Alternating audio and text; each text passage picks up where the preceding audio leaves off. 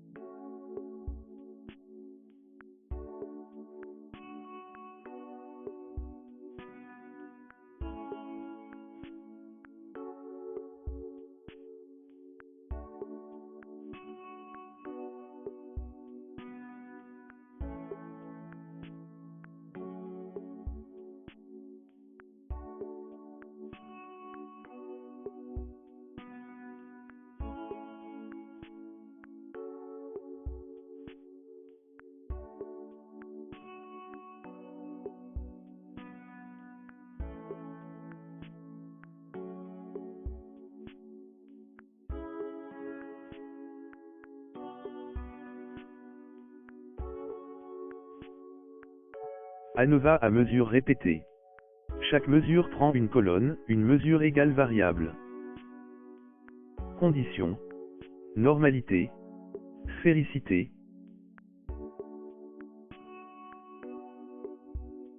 Premièrement, test de normalité. Rappel, lorsque le P est supérieur à 0,05, la condition de normalité est remplie.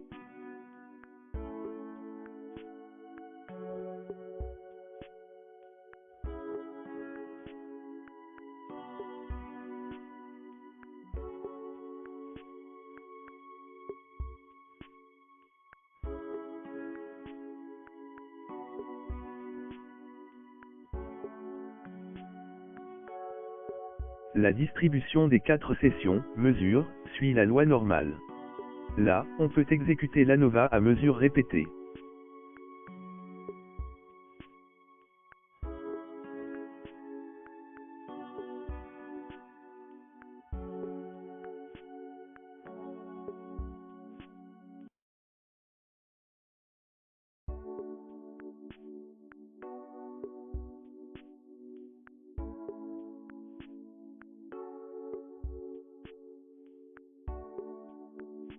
Nous inscrivons les sessions, mesures, en fonction de la variable en question, nombre de jours.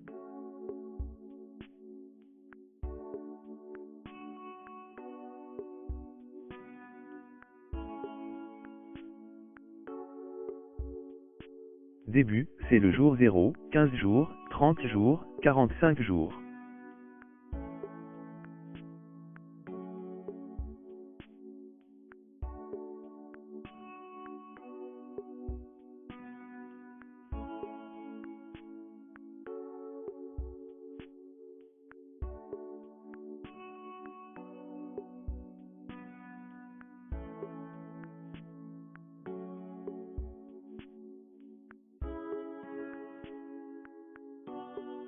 Avant de passer à la lecture des résultats, nous vérifions la deuxième condition.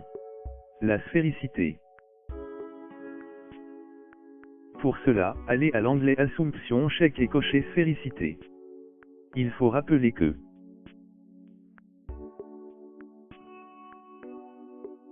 si P du test est supérieur à 0,05, la condition est remplie.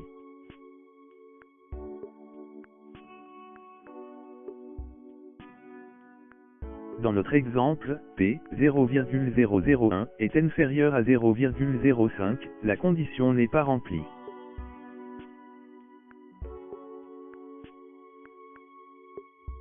C'est pour cela nous utilisons la correction de Greenhouse-Gaissé, et nous rapportons sa valeur.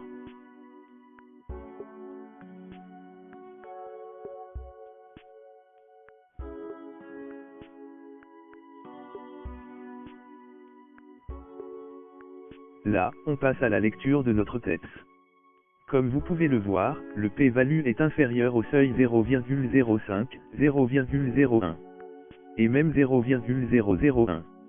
Donc, nous concluons que la différence est significative entre les sessions. Reste à identifier où cette différence est la plus importante. Pour cela nous exécutons un test post-hoc.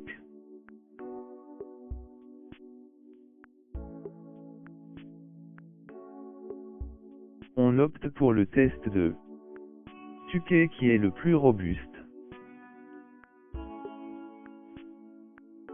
Lecture des résultats. 1. Pas de différence après 15 jours de travail, P égale 0.139.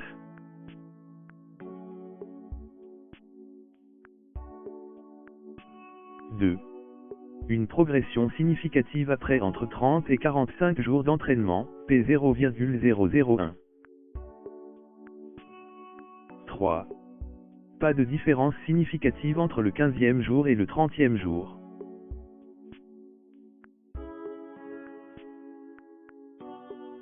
4. Une grande progression entre le 30e jour et le 45e jour, P 0,01.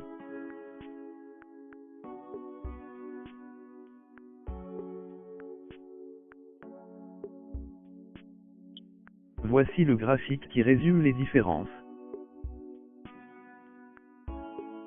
Du début au 15 jours, c'est non significative. Du 15e jour au 30e, c'est non significative aussi. Du 30e au 45e, c'est significative à 0,01. Du 15e jour au 45e jour, c'est significative à 0,01. Du 15e jour au 45e, c'est significative à 0,001. Et au final, la différence entre le début et la fin de la période est statistiquement significative à 0,001.